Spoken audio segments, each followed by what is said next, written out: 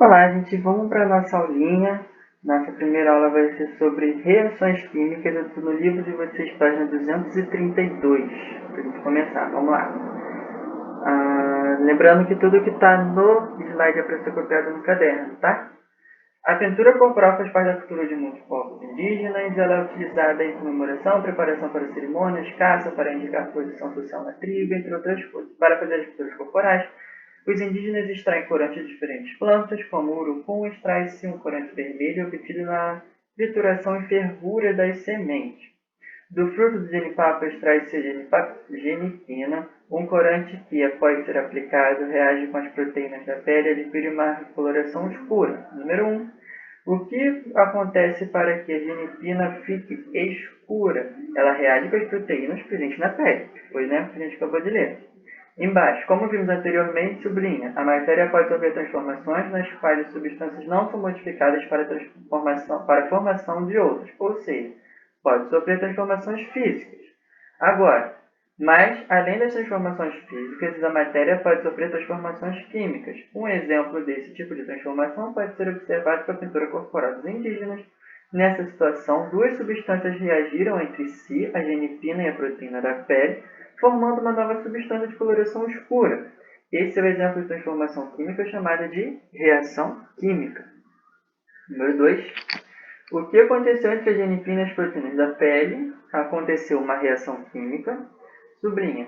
Em uma reação química, as substâncias que reagem entre si são chamadas de reagentes e as substâncias formadas são chamadas de produtos. Então, numa reação química, um ou dois reagentes, enfim, não tem problema quantos reagentes são, vão formar um ou mais de dois produtos e por aí vai. 3. Quais são os reagentes e o produto da reação química citada nessa página? Então você tem que botar aqui a genipina e a proteína são os reagentes, porque eles vão acontecer antes, e o que acontece depois, que é o corante um corante escuro, é o produto. Só isso. Página 233. Sublinha. As reações químicas podem ser representadas por meio de equações químicas. Considere o exemplo da queima de carvão vegetal. Durante esse processo ocorre uma reação química entre o carbono, representado pela letra C, presente no carvão, e o gás oxigênio, O2, presente no ar, resultando na formação de dióxido de carbono, CO2, também conhecido como gás carbônico. Olha a equação que está aí. Antes da seta primeiro. Tem duas informações antes da seta. A primeira de cima. Desse lado da equação são indicados os reagentes, que fazem parte da reação química. Então, antes da seta vem os reagentes. Aí de baixo agora. Esse índice mostra a quantidade de átomos do elemento químico da molécula que participa da reação. Então, o númerozinho 2 representa que 2 átomos de oxigênio participam dessa reação. A setinha agora. A seta indica a direção da formação de uma nova substância. Então, são 2 reagentes dando uma nova substância, um novo produto. E a seta do CO2, desse outro lado da equação, são indicados os produtos formados. Então, reagente vem antes da seta, produto vem depois da seta. Essa equação química pode ser vista da seguinte maneira. Um átomo de carbono reage com uma molécula de oxigênio para formar uma molécula de dióxido de carbono, que é também chamada de gás carbônico. A equação química também pode apresentar números que indicam a quantidade de moléculas participantes da reação química, os coeficientes. Para estudarmos os coeficientes, considere a equação química que apresenta a combustão, ou seja, a queima, do gás hidrogênio, H2, pelo gás oxigênio, O2, formando a água, H2O. Os números antes dos símbolos dos elementos químicos são os coeficientes. Aí olha a setinha embaixo. Esse coeficiente indica que 2 moléculas de água foram formadas por uma reação entre 2 moléculas de gás hidrogênio e uma molécula de gás oxigênio. Só isso. Número 4. Quais são os coeficientes presentes na equação da reação química entre o carbono e o gás oxigênio formando o gás carbônico? Então, a primeira lá de cima.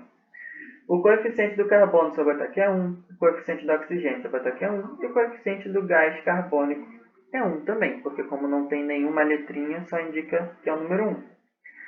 Outra informação que pode estar presente numa equação química é o estado físico dos reagentes e produtos. Os estados físicos são indicados por uma ou duas letras. Primeiro deles, caso tenha a letra S do estado sólido, caso tenha a letra L do estado líquido. Letra G, estado gasoso. E AQ significa dissolvido em água. Na reação de combustão do gás hidrogênio, o gás oxigênio O2 e o gás hidrogênio H2 têm seu estado físico representado pela letra G. Se é gás, só pode ser gasoso. E o da água é representado pela letra L, de líquido. Número 5. Sabendo que o gás carbônico encontrado no ambiente Sabendo que o carbono encontrado no ambiente no estado sólido copia no caderno reação química da formação do dióxido de carbono, colocando os dados de estados físicos dos reagentes dos produtos. Não precisa nem copiar no caderno, dá para botar aqui embaixo nesse espaço. Você vai botar C de carbono com um S entre parênteses, porque ele é no estado sólido, mais O2 com G entre parênteses, porque é gás, oxigênio, então está no formato de gás. Gás é gasoso. Setinha, CO2 e o outro G entre parênteses, porque como é gás carbônico, ele está no formato de gás, tá bom? Não estou aqui não, estou aqui ainda. Página 234 agora. Aí vem uma coisinha falando sobre a fotossíntese, vocês podem ler esse informativo com bastante atenção. Embaixo vem reações exotérmicas e reações endotérmicas. O que é cada uma delas? Eu só vou dar para vocês o conceito do que é cada uma delas. Eu não vou entrar em pormenores não, porque eu quero que vocês identifiquem cada uma delas. Sublinha. Durante uma reação química pode ocorrer a absorção ou liberação de calor. De acordo com a característica da reação química, pode ser classificada como exotérmica, caso ela libere calor, ou endotérmica, caso ela absorva calor. De novo, reação química exotérmica, ela vai liberar calor no meio da reação. Reação química endotérmica, ela vai absorver calor na reação. Embaixo. Um exemplo de reação química exotérmica é a queima de gás metano pelo gás oxigênio. Nessa reação, o gás metano, CH4, reage com o gás oxigênio O2, formando gás carbônico, CO2, e vapor de água, H2O, e liberando energia em forma de calor. Essa reação é representada pela seguinte equação química. Então, olha a equação que está aí.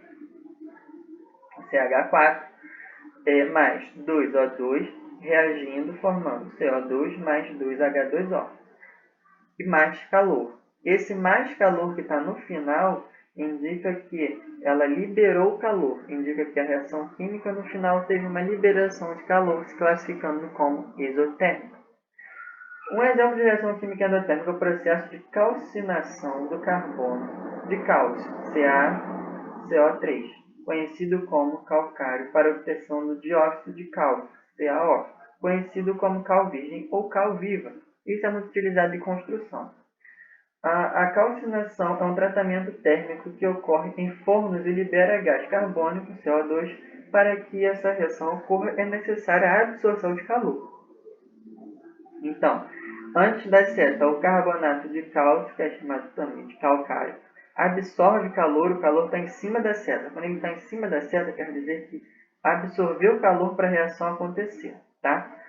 Absorveu-se calor, formou o óxido de cálcio, que é o CaO, mais a CO2, que é o gás carbônico, tá? Que o óxido de cálcio também é chamado de cal virgem. Cal virgem é usado na construção. Segunda parte agora. Leis das equações químicas. Para uma equação química acontecer, ela precisa respeitar uma lei, tá? Não é de qualquer jeito que ela acontece. Lá em cima, na página 235, vários cientistas contribuíram para o desenvolvimento da química, como o químico francês Antoine Laurent Lavoisier, considerado pai da química moderna. Por volta de 1789, Lavoisier dedicou-se, entre outros trabalhos, ao estudo das reações de combustão. Percebeu que, após a ocorrência de uma reação química em um meio completamente isolado do ambiente externo, a massa dos reagentes é igual à massa dos produtos. Isso de a massa dos reagentes é igual à massa dos produtos só acontece em um sistema fechado. Caso esse sistema esteja aberto, essa lei não vai ser ouvida, tá? Isso é o grande pulo do gato. Essa lei só vale para um sistema fechado. Pensa numa caixa fechada, por exemplo. Se uma reação química acontecer dentro de uma caixa totalmente fechada, a massa dos reagentes vai ser igual à massa dos produtos, porque não vai ter nada de diferente entrando naquela reação. Embaixo. Os resultados dessa investigação científica levaram a Lavoisier a formular sua linha, a lei da conservação da massa. Essa lei afirma que a soma da massa dos reagentes é igual à soma da massa dos produtos, como o exemplo a seguir. Olha, 3 gramas de carbono mais 8 gramas de oxigênio formam 11 gramas de gás carbônico. Se você somar os dois valores dos reagentes, tem que ser igual ao valor do produto ou dos produtos, tá? Sabe-se que pela queima determinada massa de carvão em um sistema isolado, ou seja, em um recipiente fechado, sem interferência de nenhuma substância externa, essa reação ocorre da seguinte maneira, que foi da maneira que eu falei. Se analisarmos a massa atômica dos reagentes na reação química com base na lei de conservação de massa, percebemos que a mesma massa será encontrada nos produtos. Com isso, podemos concluir que nenhum átomo é criado ou destruído. A massa de antes é a massa que está depois. Tá? E a segunda lei que nós vamos agora é: na mesma época de Lavoisier, por volta de 1800, o químico francês Joseph Louis Proust divulgou a lei das proporções definidas, sublinha. Segundo ela, um composto químico é sempre formado pela mesma proporção em massa dos elementos químicos que o compõem, como por exemplo, olha aí, tem hidrogênio mais oxigênio se transformando em água, em H2O. 2 hidrogênios vão sempre se juntar com o oxigênio para formar 2H2O, 2 moléculas de água. A massa inicial desses produtos são 4 gramas de hidrogênio com 32 gramas de oxigênio. Isso tudo dá 36 gramas de água, porque 4 mais 32 igual a 36. Se conservou, tá? Se conservou da primeira lei da conservação das massas. Agora, a lei das proporções definidas. Eu posso estipular proporções a partir desse modelo. Se a massa inicial for reduzida pela metade, então eu tenho que, de antes que era 4 passou para 2, é só dividir por 2. De antes que era 32 passou para 36 e de antes que era 36 passou para 18. Vai se conservar. Só que eu vou usar um hidrogênio mais 0,5 de oxigênio. Isso vai dar uma molécula de água, tá? Eu posso fazer também multiplicando. Se eu quiser dobrar, por exemplo, esse exemplo eu não lembro de vocês, estou dando isso para vocês, tá? Aí eu pego o inicial, que era 4, multiplico por 2, dá 8 gramas. O 32 multiplico por 2 dá 64 gramas. E o 36 multiplico por 2 dá 72 gramas. Isso vão dar aqui 4 moléculas de hidrogênio, vão se juntar com 2 moléculas de oxigênio, por sua vez vão formar 4 moléculas de água, ok? É uma proporção. Tudo tem que variar de acordo com o modelo inicial. A lei das proporções definidas, na lei das proporções definidas, se algum dos reagentes estiver fora da proporção, parte dele não participará da reação, tornando-se excedente. Por exemplo, considere que 32 gramas de oxigênio reagem com 5 gramas de gás de hidrogênio. Pela lei das proporções definidas, mostradas no exemplo do quadro acima, seriam formadas 36 gramas de água e sobraria 1 grama de gás de oxigênio, que não participa da reação química, já que só se utilizam 4 gramas de hidrogênio, tá? Nada muito complicado, é só mesmo para vocês entenderem como é que são feitas essas referências. Nas próximas páginas, vem falando sobre balanceamento das reações químicas, mas eu vou dar um pulo nisso com vocês, tá? Nós não vamos fazer o balanceamento, nós vamos passar para a página 238, quando a gente fala sobre classificação das reações químicas, como que essas reações químicas se classificam. Em nosso cotidiano e na fabricação de muitos objetos e substâncias estão presentes diversas reações químicas. Essas reações podem ser classificadas de diferentes maneiras, dependendo das características analisadas. Então, nós vamos analisar características e classificar as reações. Primeiro delas, nós vamos classificar as reações químicas quanto às substâncias envolvidas. Daí vem um quadro abaixo, bem grande, que fala assim, a primeira linha. 4 Fe no estado sólido, que é ferro, mais 3 oxigênio no estado gasoso, formam Fe2O3, que é o ferrugem. Está escrito do lado que significa. A reação do ferro Fe com gás de oxigênio O2, formando o óxido de ferro 3, Fe2O3, conhecido como ferrugem. O 2 embaixo Reação de carbonato de cálcio CaCO3 para obtenção de cálcio CaO. Essa reação ocorre na presença de calor, que é dada pelo delta em cima da seta, e produz gás carbônico, CO2, que foi a reação que a gente viu no exemplo de reação química endotérmica. Terceiro, reação de dióxido de silício SiO2 com o carbono C, formando silício elementar Si e monóxido de carbono CO. E por último, 4, reação de cloreto de sódio, NaCl, que é o sal de cozinha, com o ácido sulfúrico, H2SO4, que é um ácido bem forte, que corrói tudo, formando o sulfato de sódio, NaSO4, e o ácido clorídrico, HCl, que é um outro ácido bem fortinho. Número 11. Observe os reagentes e os produtos das equações 1 e 2. Qual é a principal diferença entre elas? A principal diferença é que aqui nós vamos brincar com os elementos das reações químicas. Na primeira reação, nós temos 2 reagentes formando um produto, e na segunda reação, nós temos um reagente formando 2 produtos. Essa é a resposta, tá? 12. Compare os reagentes e os produtos das equações 3 e 4. O que aconteceu com cada uma delas? Esse aqui é um pouquinho mais complicado de se ver o que aconteceu. O que aconteceu foi, nós temos uma substância composta e uma substância simples, que vão trocar de lugar entre si e vão formar uma substância simples e outra composta, que é a equação número 3. E a número 4, nós temos dois elementos de substâncias compostas, vão trocar de lugar entre si, formando outros 2 elementos de substâncias compostas. Tá? É mais complicadinho, mas a gente vai ver mais para frente como é que é. As reações químicas acima serão utilizadas como exemplo para descrever a classificação das reações químicas quanto às substâncias envolvidas. Observando a reação 1, podemos notar que 2 substâncias reagem formando outra. Veja, as 2 substâncias reagiram, formaram uma. Sublinha, quando 2 ou mais substâncias reagem formando outra substância, a reação é chamada de reação de adição ou síntese.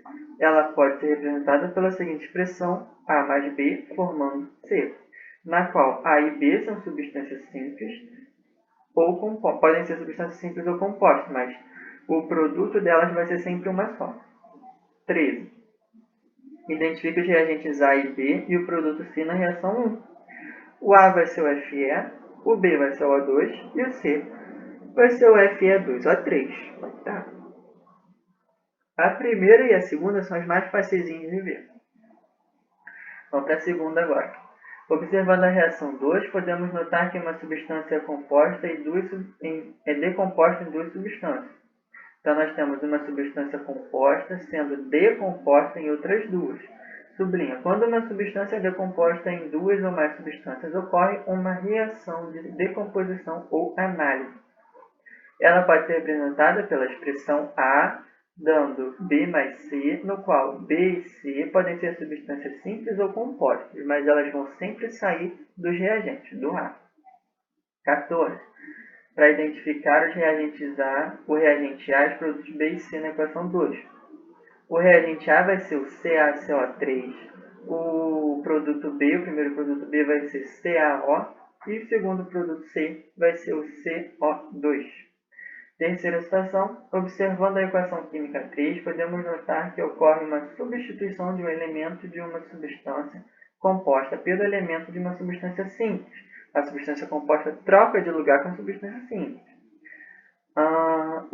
Sublinha, quando em uma reação química um elemento de uma substância composta se desloca para uma substância simples, ocorre uma reação de simples troca ou deslocamento, representado pela expressão AB, que é a substância composta, mais C, originando A mais CB, que seria a nova substância composta, na qual A e C são substâncias simples, e B e AB e CB são substâncias compostas. Substâncias simples são aquelas formadas por uma única representação elementar, uma única representação de elemento, tá? No caso, oxigênio, hidrogênio. E substâncias compostas são aquelas representadas por 2 ou mais representações de elementos. No caso aqui, são 2 letras maiúsculas, por assim dizer, ou mais. Aí vem identificar os reagentes A, B e C e os produtos A e CB na reação química 3. O AB vai ser o SiO2, o C vai ser o C, o A vai ser o Si e o CB vai ser o CO, ok? Super simples. É mais complicado você identificar, mas quando você identifica, você vê que é super simples. Observando agora a reação química 4, podemos notar que duas substâncias compostas trocam elementos entre si. Sublinha de novo. Quando em uma reação duas substâncias compostas trocam elementos entre si, ocorre uma reação de dupla troca, representada pela seguinte expressão: AB mais CD vão originar AD mais CB, ou, como eu coloquei aqui no slide, AB mais CD, originando AC mais BD. 16. Identifica os reagentes A, B e CD e os produtos AD e CB na reação química 4. AB vai ser o NaCl, CD vai ser o H2SO4, AD vai ser o Na2SO4 e CB vai ser o HCl. Tá?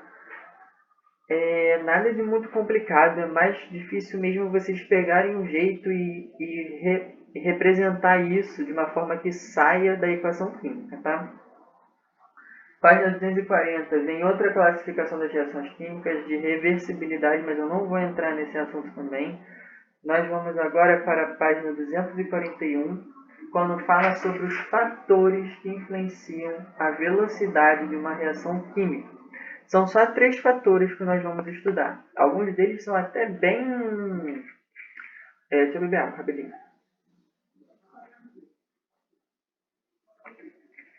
Alguns deles são até bem intuitivos. Como, por exemplo, primeiro, tanto que eu vou ler só que está no slide, vocês vão entender. Superfície de contato. Quanto maior for a superfície de contato entre dois reagentes, maior é a quantidade de átomos que entram em contato. Por isso, aumenta a velocidade de reação. O que isso quer dizer? O que cozinha mais rápido? Uma carne inteira, uma peça de carne inteira, ou uma carne em cubinhos, cortada em cubinhos? É a carne que vai ser cortada em cubinhos. Isso é superfície de contato, quando você aumenta o contato dos átomos que vão sofrer aquela reação química, tá? Cozinhar é uma reação química sim, ok? Dependendo do que você esteja fazendo na cozinha. No caso, isso de cortar a carne é uma reação química também. Então, se eu pego a carne e corto ela em pedaços, eu aumento a superfície de contato e essa reação química do cozimento do alimento vai ser feita mais rápido, ok? Número 2, temperatura, que é o que está na página 242. Vocês vão sublinhar o parágrafo que está embaixo do que ele bota aí da ciência na prática. O conceito de temperatura é o grau de agitação das moléculas. Então, quanto maior a temperatura, mais as moléculas estão agitadas. E quanto mais as moléculas estão agitadas, mais rápido elas vão sofrer reações químicas. Mais rápido elas vão se mexer, se movimentar e fazer o que elas têm que fazer. Então, quanto maior eu tenho a temperatura em graus Celsius, né, que nós estamos falando, quanto maior a temperatura for, maior vai ser o grau de agitação e maior vai ser a velocidade. Mais rápido as reações químicas vão acontecer. Ok? Só isso.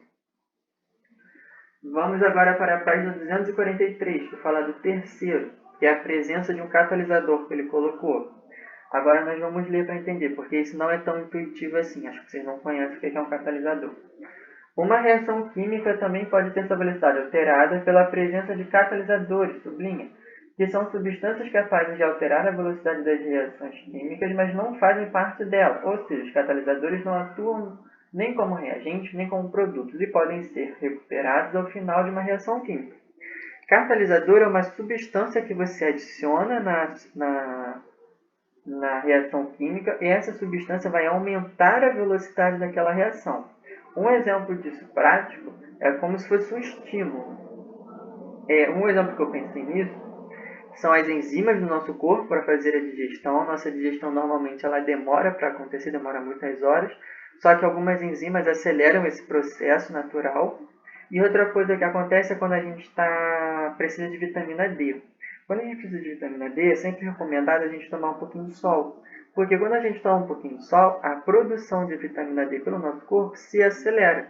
Então, o sol é como se fosse um catalisador que vai acelerar a produção de vitamina D no nosso corpo e vai fazer ela produzir mais rápido. E isso é o conceito de catalisador. É uma substância capaz de aumentar a velocidade das reações químicas. E isso geralmente vem muito bem descrito numa situação que represente a reação química, tá?